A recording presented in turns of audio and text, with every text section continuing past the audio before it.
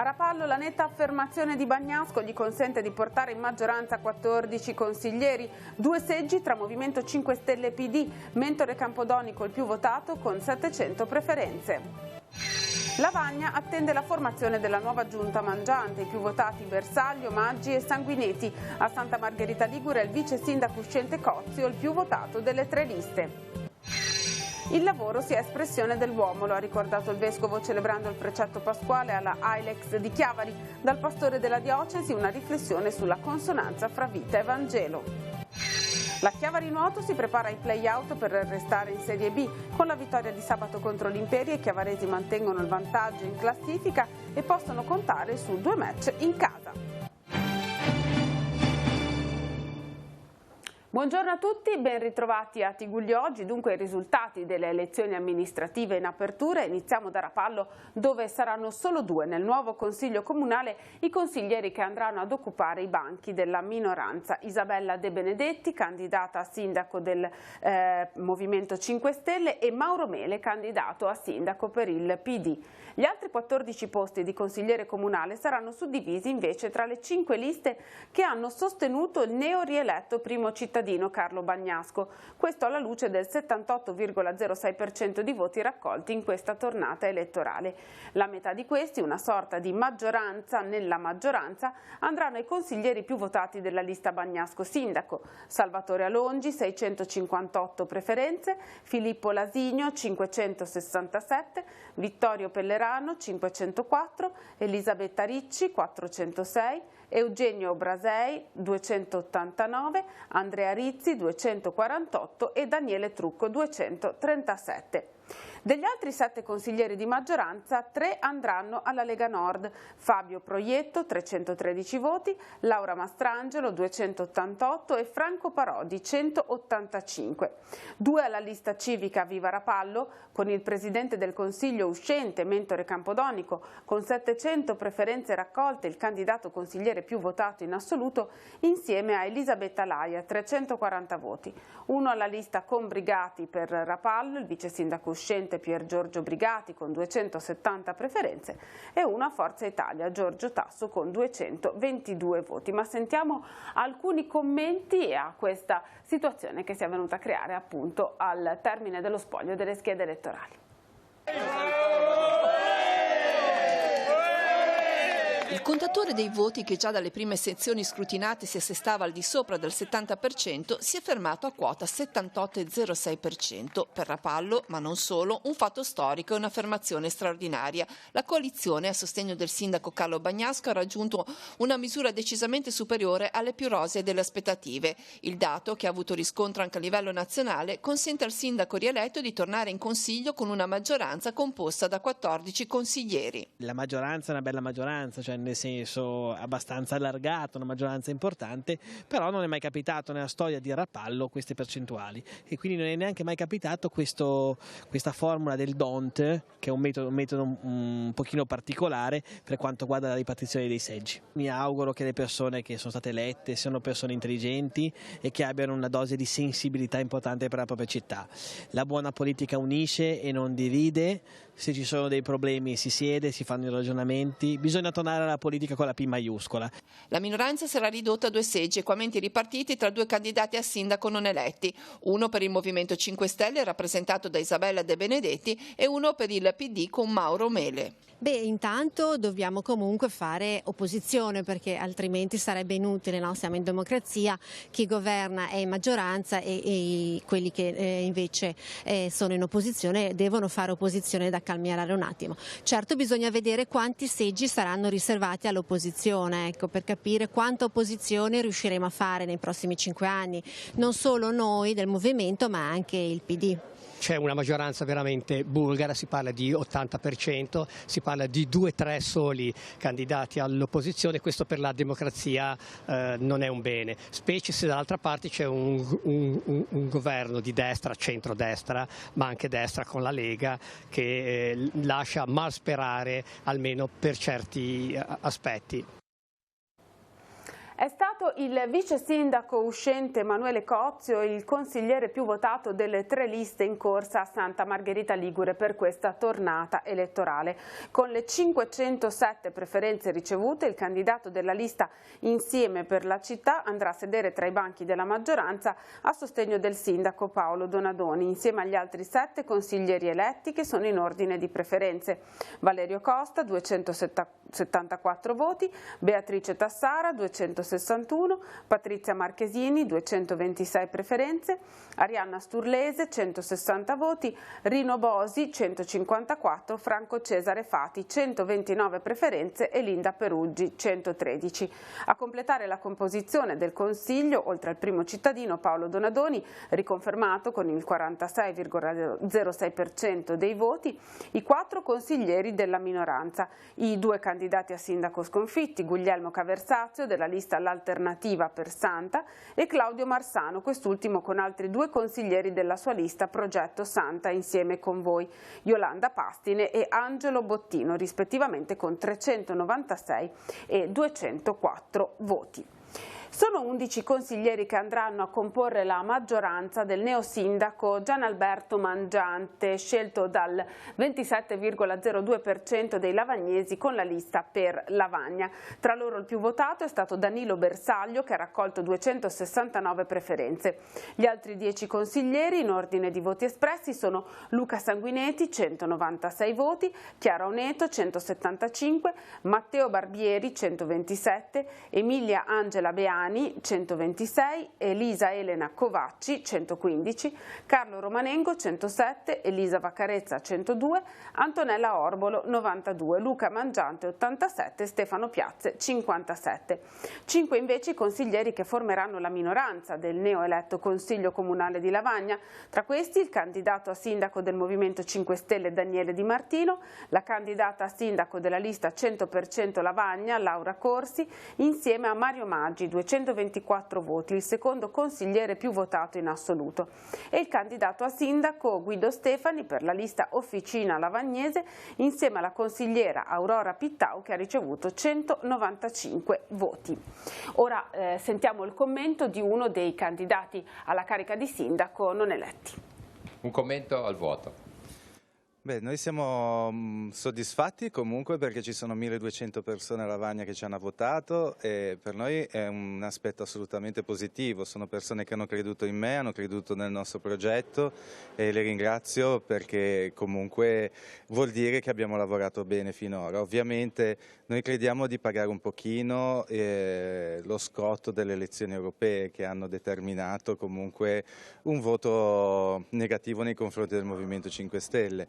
Ma a parte questo noi siamo soddisfatti e abbiamo intenzione di portare avanti le nostre idee anche all'opposizione. Ecco, un commento anche un po' sulla campagna elettorale. Il risultato comunque è stato non netto, comunque combattuto, forse voi qualcosa di meno dei primi 3. Sì. Beh, noi sapevamo che tutte le liste erano abbastanza alla pari e così si è dimostrato, perché comunque la città ovviamente si è abbastanza spaccata, non c'era un sindaco uscente, che molto spesso il sindaco uscente se ha lavorato decentemente riesce a portare voti perché ha una visibilità diversa, quindi sapevamo che era un voto combattuto.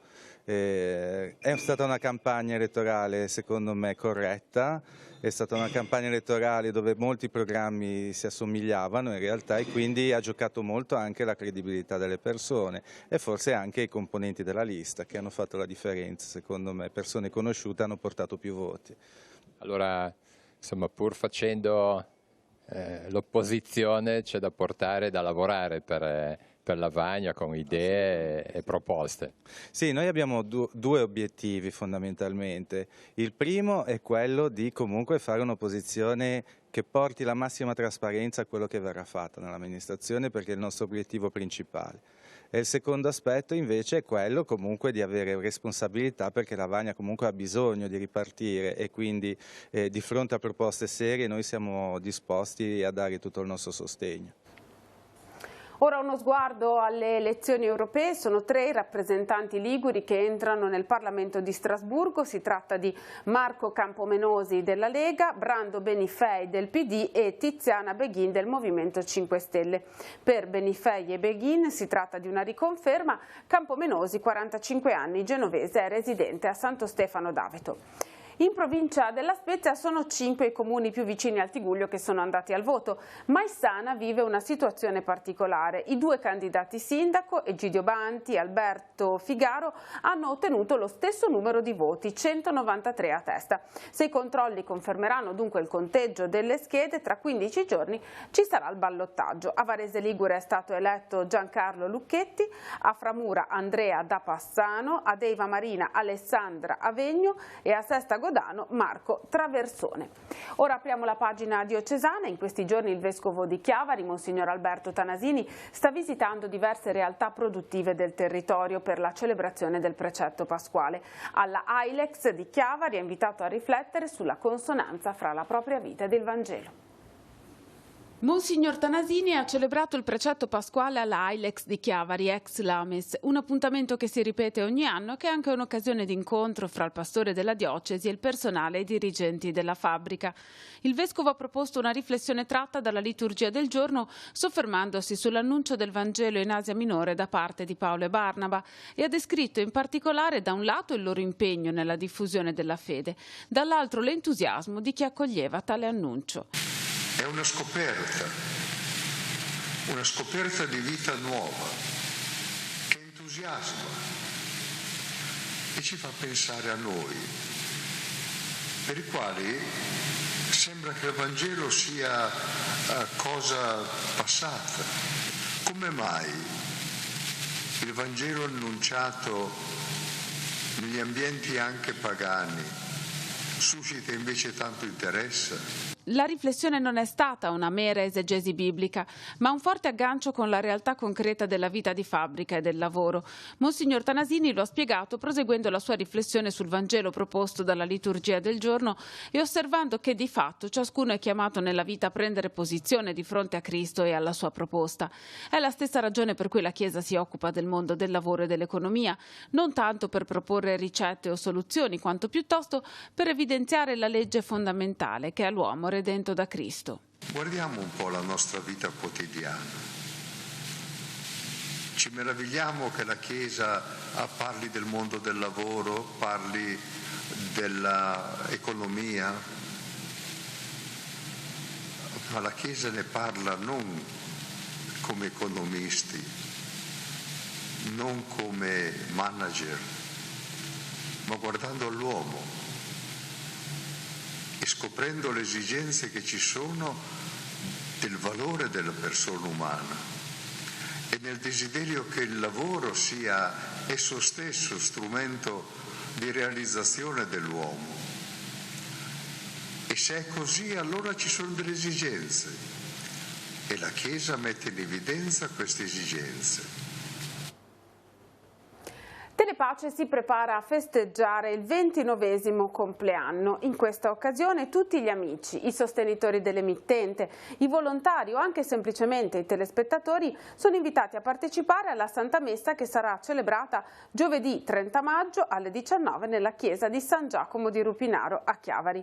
Quello della Messa per Telepace in prossimità del compleanno è un appuntamento semplice che sta crescendo nel corso degli anni, una occasione di incontro attorno all'Eucarestia, unica e vera sorgente di ogni servizio, anche televisivo.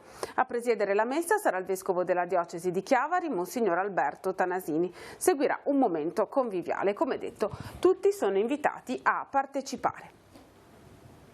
Ora parliamo di un altro compleanno, quello della storica emittente radiofonica di Chiavari, Radio Aldebaran, che ha festeggiato 40 anni. Questa sera nel corso della nostra trasmissione Si può dare di più, in onda su Telepace 1 al canale 15 a partire dalle 21:10, potremo seguire tutte le interviste che abbiamo realizzato nel giorno della festa del compleanno. Ora vediamo insieme una piccola anticipazione. Un saluto al compleanno. Beh, un saluto è una presenza, sono doverosi, 40 anni non sono pochi, visto anche quello che succede in Italia sulle radio locali. Ci fa molto piacere che molti volti, quasi tutti praticamente, si trovano qua in questa domenica. Io nel mio piccolo 19 anni li ho passati all'interno di questa radio, molti ne hanno passati anche qualcuno di più, altri li stanno vivendo e stanno continuando a far sempre più viva una radio locale che ha una storia, ma speriamo che giustamente abbia un grande futuro. Sono già 7-8 anni. Sono già tanti. Sì, cominciano ad essere tanti, però io sono l'ultima ruota del carro, sono il tappabuchi della radio, sì, sono il tappabuchi. Quando ti sentiamo? Lunedì mattina sempre, poi io come ti ho detto faccio il tappabuchi d'estate, mi sentite molto e poi insomma se c'è da tappare dei buchi io ci sono sempre, quasi. Auguri a Radio Aldebaran, ormai dal 91 che io sono qua dentro e sono molto contenta. C'è stato sempre un turnover anche di persone che via via sono arrivate da noi, hanno anche volato molto più in alto, no? Si sono trasferite anche in altre radio genovesi ad esempio, quindi è anche un onore per la radio essere stata una scuola anche per tante persone. E per me è bello continuare ad esserci e fare, diciamo così, aiutare le persone a passare magari in sottofondo musicale meglio le proprie mattinate. Quindi auguri a Radio Aldebaran. Che dire, che il viaggio continua, siete bravi, siete meravigliosi, abbiamo avuto un'accoglienza esorbitale, è una cosa mai vista, un'emozione che ti porterai sempre dentro. Ho visto le nuove e vecchie generazioni. Però possiamo dire che noi siamo stati i primi come tutte le cose, è vero? Entrano nel vivo a Chiavari i preparativi per il Festival della Parola, in scena dal 30 maggio al 2 giugno. Questa mattina è iniziata in piazza Nostra Signora dell'Orto l'installazione della tensostruttura che ospiterà l'Agorà della Parola. La piazza resterà chiusa dalle 9 di domani, mercoledì 29 maggio, fino alle 12 di lunedì 3 giugno. Il sindaco ha firmato un'ordinanza che vieta la circolazione e la sosta a tutte le categorie di veicoli nella parte a monte, compresa tra Viale Arata e Largo Giannini. 32 studenti delle scuole del Tigullio, dalle primarie alle superiori, hanno ricevuto le borse di studio assegnate dalla Società Economica di Chiavari agli studenti più meritevoli del territorio. La cerimonia di consegna si è svolta nella sala Ghio Schiffini alla presenza delle famiglie, dei dirigenti scolastici e dell'ufficio di presidenza dell'ente. 250 euro l'importo di ciascuna borsa, 1.000 euro invece sono stati dati all'Istituto Studio e Lavoro di Chiavari e 1.500 all'universitario Stefano Casaretto. Complessivamente sono stati erogati 10.250 euro. Ora sfogliamo le pagine dei quotidiani in edicola questa mattina, poi ci ritroviamo per gli ultimi aggiornamenti allo sport.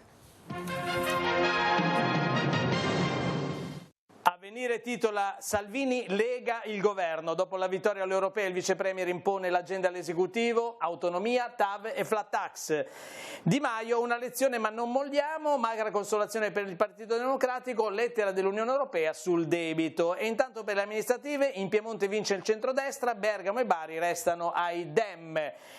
Andiamo a vedere altre notizie. Tra FCA, cioè la Fiat e Renault, fusione alla pari, i nodi Nissan e quota dello Stato francese, e poi il messaggio del Papa nella giornata del rifugiato, prima gli ultimi è lo slogan dei cristiani, per Francesco non bisogna farsi condizionare dalle paure.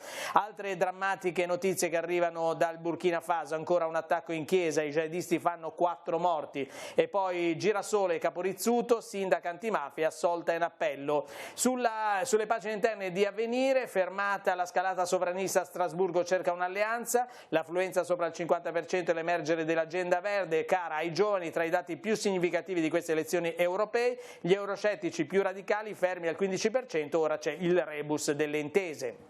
Prima pagina per il secolo XIX, Salvini sfida l'Europa sul debito, Toti, nuovo partito per i moderati. Vediamo l'intervista proprio a Giovanni Toti, presidente della Regione Liguria. A luglio una costituente per riunire amministratori e parlamentari che abbiamo perso per strada, dobbiamo andare oltre il perimetro di Forza Italia. L'analisi di Giovanni Mari, il fattore Liguria per gli scenari della nuova Italia. Il commento di Bill Emmott, quei voti antiprotesta che aiutano l'Unione Europea.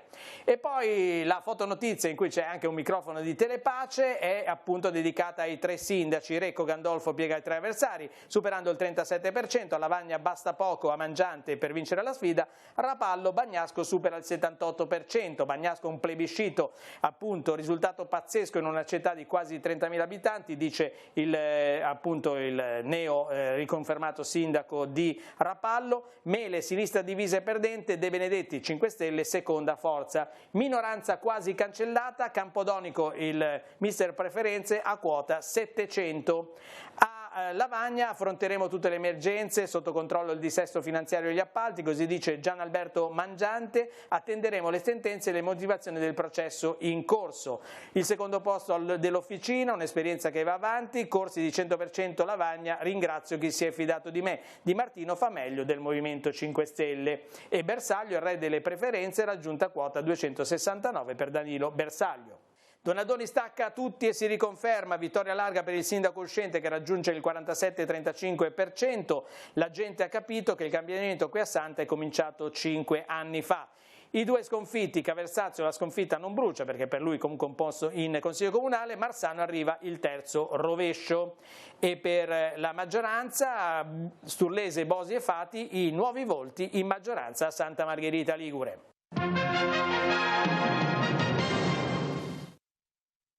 Andiamo in redazione dove oggi per noi c'è Maurizio Garreffa.